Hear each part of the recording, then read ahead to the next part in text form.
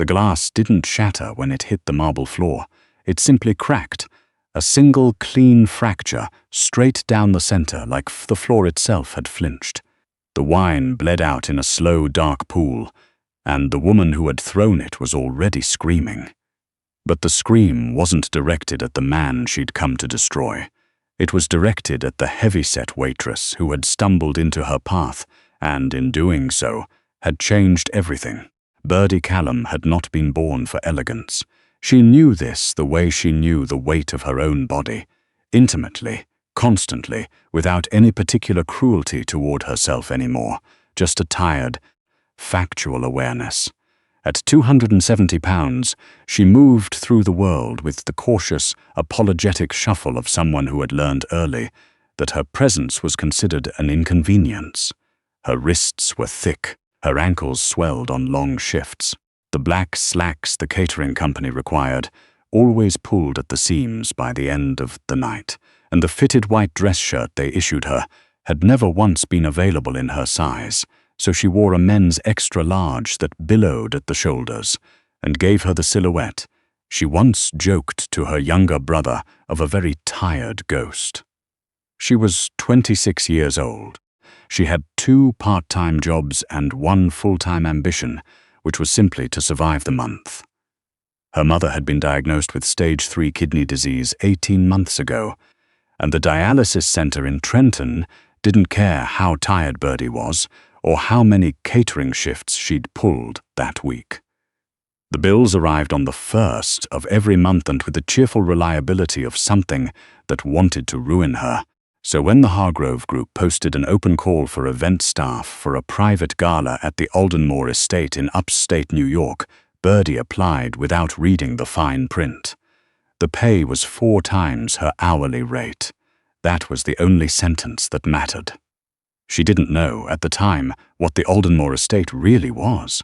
She didn't know that the man who owned it, Callum Vane, 41 years old, built like a man who had never once been told no, ran the most quietly terrifying criminal organization on the eastern seaboard, from behind the cover of a perfectly legitimate private equity firm.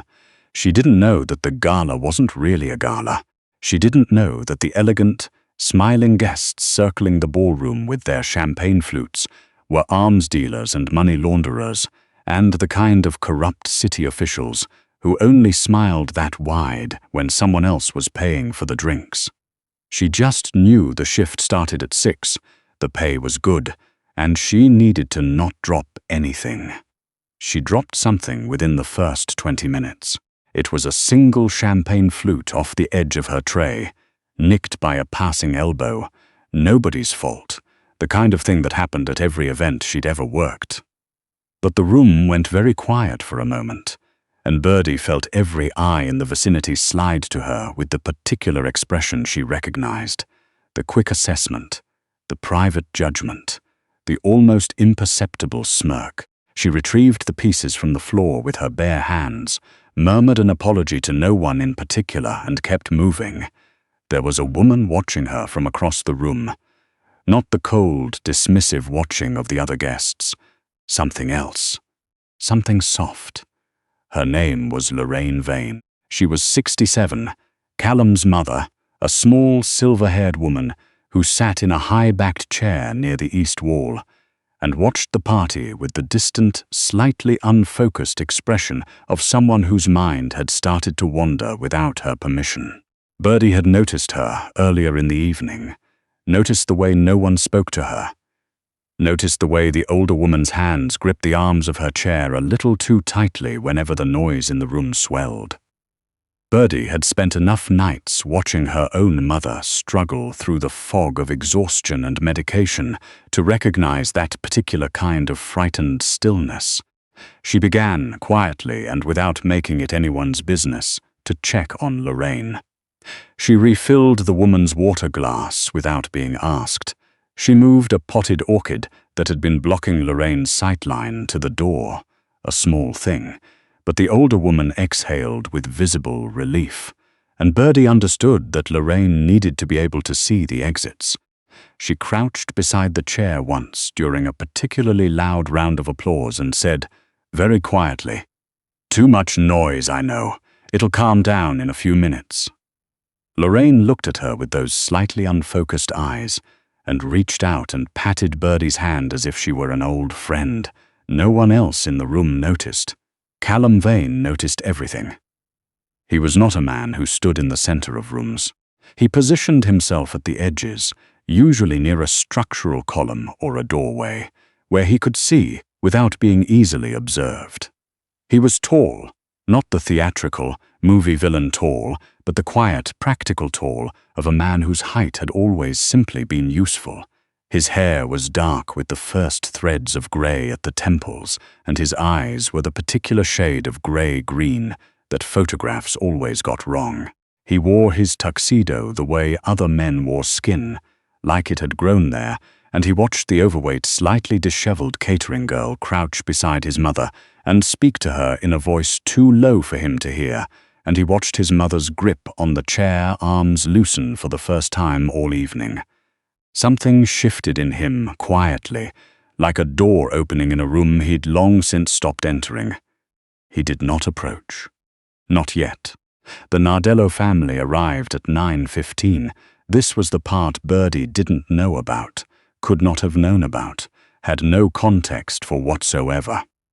The Nardellos were the reason for the gala. The proposed alliance between the Vane organization and the Nardello syndicate out of Philadelphia had been 18 months in negotiation, and tonight was meant to be the ceremonial close. The marriage of convenience that would seal it was between Callum Vane and Ginevra Nardello, the eldest daughter of Enzo Nardello, a man who smiled with his teeth and never with anything else. Ginevra was, by any external measurement, extraordinary.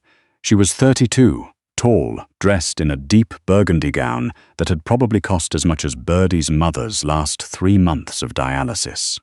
She moved through the room like she owned it, because in her mind, and in the minds of everyone who'd been watching her since birth, she already did. She kissed cheeks and laughed at the right moments, and rested her hand on Callum's arm with a proprietary firmness that made the nearest guards exchange a look they'd deny having exchanged. Birdie didn't think much about Ginevra Nardello. She had trays to carry. The trouble started at 10:40. Lorraine Vane was no longer in her chair by the east wall. Birdie registered this before she registered anything else. The empty chair, the abandoned water glass, the silk shawl folded neatly over the armrest. She set her tray down on the nearest surface without a word to anyone and moved out of the ballroom through the side service corridor, her soft-soled shoes silent on the marble. She found Lorraine in the conservatory at the end of the east wing. She found Ginevra there too. The older woman was standing beside a low glass table, her hands trembling, her eyes glassy with the particular blankness that Birdie had come to recognize over the past few months. The look that meant Lorraine had lost the thread. She was clutching the edge of the table as if the floor had tilted. Ginevra Nardello stood 3 feet away, and the expression on her face was one Birdie had seen on the faces of certain guests at catering events before, the look of someone who was very used to getting what they wanted and was currently watching an obstacle malfunction. "You don't have a single useful thought left in your head, do you?" Ginevra said it without inflection. It wasn't a question. Callum doesn't see it yet, but he will. And when he does, you'll be the first thing he clears out. Old, confused, embarrassing. You are a liability to his image and to this alliance, my son. Lorraine started. Your son is marrying me in 3 months. Ginevra's voice was pleasant almost. The pleasantness was the most frightening part, after which this house belongs to me, and you will go somewhere quiet, where the staff can manage you, and you will stop being his problem. Lorraine's chin trembled. You don't know him. You don't know my son. I know exactly what he needs, Ginevra said, and it isn't a mother who wanders off at parties and has to be managed like a child. She stepped closer. Lorraine stepped back and caught the edge of the glass table with her hip. The vase on it, tall, narrow, full of white lilies, teetered and fell. It struck the stone floor and shattered, and the water splashed across the hem of Ginevra's burgundy gown. The room stopped. Ginevra looked down at her dress. The silence lasted about 4 seconds. Then her face did something that Birdie, watching through the cracked door, had no adequate word for. It simply became something else, something without a civil surface left. "You stupid, ruined old woman." Her right hand came up. On her middle finger she wore a large cocktail ring, antique platinum, with a cluster of pointed stones that caught the light like something designed to cause damage. She drew her arm back with the slow, deliberate force of someone who had decided. Birdie did not make a decision. There was no moment of deliberation, no small heroic calculation. Her body simply moved the way bodies move when they've made up their mind before the brain has caught up. She pushed through the conservatory door. Her hip caught the brass threshold, and her weight and momentum carried her forward in an ungainly, unstoppable lurch directly between Ginevra's raised hand and Lorraine's face. The ring connected with Birdie's cheekbone. The sound was not what she expected. She'd expected a slap. What she got was a tearing. The cluster of stones raked down from her cheekbone toward her jaw, and the pain was so immediate and so enormous that her legs simply gave. She went down sideways onto the stone floor, one arm catching Lorraine around the waist so the older woman didn't fall with her. Blood. There was a lot of it. It surprised her, honestly. She'd always bled easily. Her mother had the same tendency, thin-skinned and quick to bruise. But this was warm and immediate, and ran down her neck and soaked into her collar in the space of a breath. "Lorraine." Birdie managed. "You need to sit down. There's a bench behind you. Can you find it? Oh, sweetheart." Lorraine was already on her knees beside her, her hands shaking, pressing the edge of her silk shawl against Birdie's face. "Oh no. Oh, my dear girl." Ginevra stood over them both. Her dress was ruined. Her expression had cycled back around to something more composed now. But it was the composition of someone constructing a story, not someone who was sorry. "She came at me," Ginevra said, to the room, to no one, to whoever might eventually need to be told. "The help attacked me. I defended myself. She's a catering temp. She has no business being in this wing of the house. Ginevra." The voice came from the doorway. It was a single name, and it contained absolutely nothing. No warmth, no anger, nothing identifiable at all, which was, it turned out, infinitely worse than any of the available alternatives.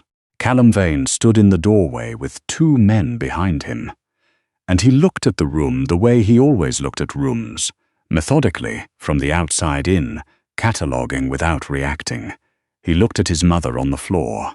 He looked at the shattered vase. He looked at the blood spreading across the stone, and the source of the blood, and the thick-wristed catering girl pressing Lorraine's shawl against her own ruined cheek, while simultaneously trying to make sure his mother didn't fall. He crossed the room without looking at Ginevra at all. He went to his knees beside his mother and Birdie, and he did something that every person in that room would privately describe in different terms later, because none of them quite had language for it. He took the shawl from Lorraine's hands, pressed it more firmly against Birdie's face, and held it there himself. Birdie looked up at him with the dazed, glassy expression of someone in significant pain and significant blood loss, and she said very quietly, because she was nothing if not professionally conditioned, "I'm sorry about the vase." Callum Vane looked at her for a long moment. Callum. Ginevra's voice had found a new register. Lower, more careful, the performance of a woman who had miscalculated and was now recalibrating. "Let me explain what happened." "Your mother," she became confused. "She knocked the flowers over. I was trying to." "Mama." He spoke to his mother without turning. "Did she raise her hand to you?" Lorraine's voice was barely audible. She was going to. This girl came through the door. A pause. She didn't have time to stop it, Callum. She just came through the door. The conservatory was silent except for Birdie's careful, deliberate breathing, in through the nose, out through the mouth, the way she'd taught herself to breathe through pain. Callum looked up from the floor. He looked at Ginevra. His expression had not changed, and that was the most terrifying thing about it. There was no anger to resolve, no emotion to negotiate with. There was simply the absolute final quality of a door closing. He spoke to the man on his left. "Get Dr. Rice, private car, east entrance, now." Then he looked at the man on his right. "Find Enzo Nardello. No guests leave the property." "Callum," Ginevra's composure fractured around the edges.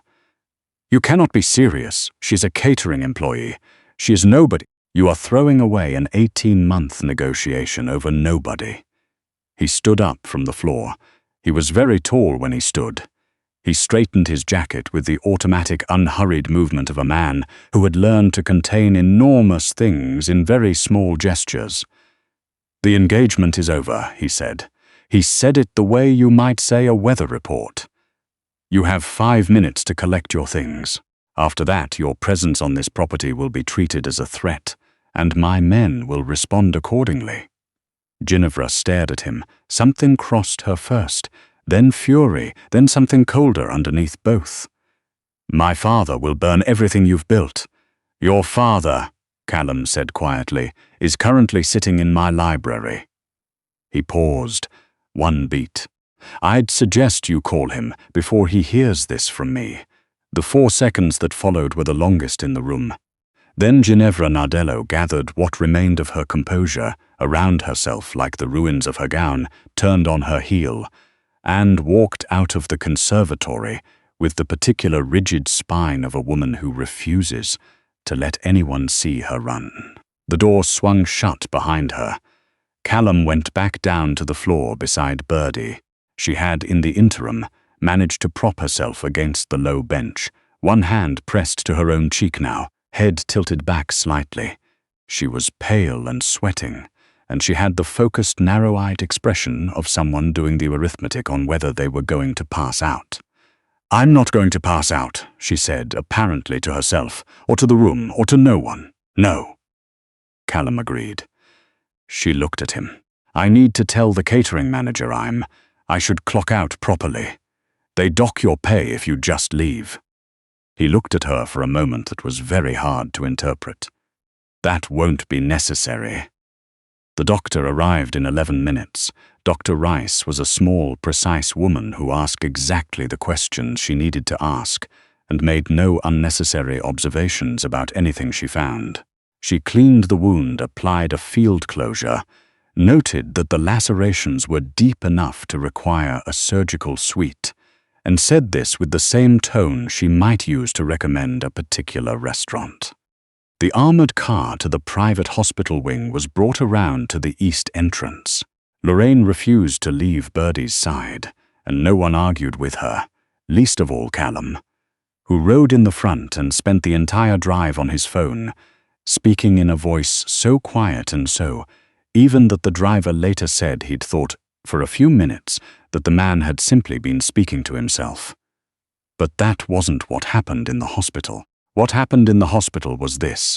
22 minutes into the surgical repair of the lacerations, Dr. Rice came through the double doors of the private waiting suite and stood in front of Callum Vane with the expression of someone who has just discovered a secondary problem underneath the primary problem. "Mr. Vane." She kept her voice steady with the professionalism of long practice. "The lacerations are manageable. What concerns me is what we found in her blood work." She paused. "There's a synthetic compound in her system. It entered through the wound. It's a neurotoxin, targeted, specific, very difficult to synthesize. We're running a full panel now, but her symptoms match a profile we've seen exactly once before, in a case 2 years ago that was attributed to a cardiac event," Callum said. Dr. S. Reese looked at him carefully. "Yes, the room was very quiet. The ring," he said. "Almost certainly a delivery mechanism, yes. The cut pattern on the wound is consistent with a deliberate edge, not accidental jewelry. If the compound had entered the bloodstream of someone with lower body mass, the absorption rate would have..." She stopped. "She's alive because of her size, Mr. Vane." Larger body mass slowed the distribution significantly. We caught it early enough to treat it. Callum stood very still. The thing that moved through him in those seconds was not visible from the outside, and he did not permit it to become visible. He had been raised, trained, and subsequently self-trained over 20 years to keep the inside of himself unavailable to observation. But Lorraine was watching him from the chair in the corner, and Lorraine had known him for 41 years. And she saw it. She saw the thing that moved through her son's face in the 2 seconds before he locked it back down. The absolute volcanic understanding that this had not been aimed at a clumsy catering girl. The ring had been aimed at him, at Lorraine, at whoever it touched first in an intimate moment with Ginevra Nardello. The alliance had never been an alliance. The Nardellos had come here tonight with the intention of installing Ginevra as a widow at the head of the Vane organization, and they had come prepared for it. And a heavyset 26-year-old woman who was worried about clocking out properly had walked directly into the middle of a carefully laid assassination. Callum excused himself from the room. He made 4 phone calls in the corridor outside. What happened next, in the hours between midnight and 5 in the morning, was not something Birdie Callum ever witnessed directly. She was unconscious through most of it, stabilized on IV antidotes and something for the pain, with Lorraine asleep in the chair beside her bed, the older woman's silver head tipped sideways, and her mouth slightly open, looking, for the first time all evening, genuinely at peace. What happened was this. The Nardello family's primary warehouse operations in South Philadelphia were placed under simultaneous federal and local law enforcement scrutiny, the result of several anonymously submitted and meticulously documented tip packages that arrived in the inboxes of 3 separate investigative journalists and 2 federal agents at exactly 2 a.m. The accounts that funded the Nardellos' political connections, the donations, the retainers, the no-show consulting contracts, were frozen pending investigation into financial irregularities that, as it turned out, were extensive enough to warrant a separate task force. Enzo Nardello, who had spent the early part of the evening sitting in Callum Vane's library, believing himself to be in a position of negotiating strength, spent the later part of it understanding, in increasing and irreversible increments, exactly how thoroughly he had misread the situation. By 3 in the morning, every ally he might have called had stopped answering. By 4, his lawyers had begun advising him, quietly and with great discomfort, that the coming weeks were going to require his full attention. Ginevra was not charged with anything immediately. The ring was gone. She was thorough, at least, about that. But the evidence of what she had carried into that house existed in Birdie Callum's blood panel, preserved and documented and filed in 3 separate locations, and Ginevra Nardello spent the rest of her life knowing that it was there and knowing that it was being held. That was the point. That was the thing Callum Vane understood about revenge that most people did not. The sentence was not always the punishment. Sometimes the waiting was. 3 weeks later, Birdie was sitting up in a proper bed in a proper room on the 3rd floor of the Aldenmore estate, wearing clothes that actually fit her. Soft, well-made, the kind of fabric that cost more than she'd spent on clothing in the past 2 years, and eating soup that someone had made specifically because Lorraine had told the kitchen it was Birdie's preference. She had not gone back to her apartment. This had happened gradually, the way certain things happen. Not because anyone announced a decision, but because each small logistics of leaving had been quietly removed. Her rent had been covered for 6 months before she'd even found out about it. Her mother's dialysis costs had simply stopped appearing on the bill when Birdie had confronted Callum about it, and she had, because she was the kind of person who confronted things, even things she was grateful for, even things she was frightened of. He had listened to her with the complete, unflinching attention he gave to everything, and then he had said, simply, "Your mother needed the help." You needed the help.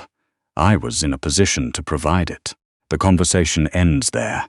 It doesn't end there, Birdie had said. No, he'd agreed after a beat. Probably not. She spent the first week largely in bed, the second week learning the geography of the house, the third week beginning to understand the texture of the place, the rhythms and the silences and the small rituals of a household that had organized itself around a man who was very particular about very specific things and entirely indifferent to everything else. She spent a significant amount of that time with Lorraine. They played cards in the afternoon. Birdie had learned, working in care environments during college, exactly the kind of patience required. The willingness to loop back, to reground, to treat repetition not as a failure but as a feature of where they were. She never made Lorraine feel lost. She just found her wherever she was and sat down there. Callum watched this from doorways. He had always watched from doorways. It was a habit so old he no longer thought of it as a habit. He knocked on her door on a Thursday afternoon, 3 weeks and 2 days after the night of the gala. He was carrying a cup of tea. He'd made it himself, which she only understood was significant later, when she realized he never made tea for anyone, had in fact not entered the kitchen himself in 7 years. He set it on the table beside her chair and sat across from her, and for a moment neither of them said anything. "Your face is healing," he said. "Doctor says it'll scar a little." She touched the bandage along her jaw, not self-consciously exactly, just noting. "That's fine, I've had worse." He looked at her steadily. "Tell me about your mother." So she did. She told him about the diagnosis and the bills and the drive to Trenton twice a week, and the particular exhaustion that came from loving someone who was slowly diminishing and being unable to stop it. She told him about her brother, who was 22, and trying to help but living in Portland and racked with guilt about the distance. She told him about the catering work and the second job at the hotel front desk, and the way she had started taking 5-minute increments of sleep whenever she could find them. In parking structures, in break rooms, once, memorably in a janitorial closet at an event in Midtown. He listened. He listened the way very few people listened, not waiting for his turn to speak, not assembling his response, just taking in what she was saying and allowing it to be what it was. "You should have told someone here that you needed help," he said when she'd finished. "I was the catering staff," Birdie said. "I was here for a 4-hour shift. You were also the only person in that room who treated my mother like she was worth something." He said this without ceremony. "I have men who have worked for me for 15 years who walked past her chair all night without a second look." Birdie didn't have an answer for that. "You took a hit that was meant for my family," Callum said. He leaned forward slightly, his elbows on his knees, and looked at her with the particular directness that she'd already learned was simply the way he was. Not an intensity he turned on. Just the default state of a man who had stopped performing anything a long time ago. That makes you a different category of person, as far as I'm concerned. Whatever you need, for your mother, for your brother, for yourself, it's handled. That's not charity. That's a debt. You've already, the dialysis, that's a start," he said. Birdie looked at him for a moment. "You're very certain about things. Yes, that must be a strange way to live." The corner of his mouth moved in a way that took her a moment to identify as the beginning of a smile, small, unpracticed looking, like something that had been stored somewhere unused for a while. "Stranger things have happened recently," he said. She looked at her tea. She looked at the bandage on her jaw, reflected faintly in the window glass. She thought about the 4-hour shift she'd applied for because the money was good, and the empty chair she'd noticed by the east wall, and the small, particular pull she'd felt toward a frightened old woman that she hadn't been able to explain then and still couldn't fully explain now, except that it had felt simply necessary. "I want to keep seeing her," Birdie said. "Your mother, I understand if that's not appropriate, or if you have people already who..." There's no one's, Callum said. There's staff, there are people who follow protocols. There is not, he paused, Anyan who plays cards with her like she's still herself. Birdie looked at him. Stay, he said. It wasn't a question, and it wasn't exactly a command. It was the kind of word that had made room for itself and was simply waiting to be filled. There's no category for what I'm asking, and I'm aware of that. But stay. The room held the word for a moment. Outside, the last of the winter light was going out of the sky over the grounds of the Aldenmore estate, turning the snow along the garden walls a particular shade of pale gold. Lorraine was somewhere below them, probably in the sitting room, probably with the television on a channel she'd forgotten she'd chosen, the volume low the way she liked it. Okay, Birdie said. It was not the end of anything. It was, in the particular and irreversible way of beginnings, the start of everything else. Of slow mornings in the sitting room and long evenings with Lorraine, of a man who had spent 20 years learning to exist without needing anyone, gradually discovering, to his own bafflement, that he had started to need one particular person, one who couldn't walk through a door without checking the sight lines for exits, because she was always quietly making sure everyone she loved could find the way out. The catering temp who had stumbled into the most dangerous room of her life with a tray of hors d'oeuvres and sensible shoes had not expected to inherit anything. She had come for a 4-hour shift. She had stayed for something that had no clean name yet, something that looked from the outside like belonging and felt, from the inside, like finally being allowed to take up exactly the amount of space she actually occupied. For the first time in a very long time, that felt like enough. It felt, in fact, like everything.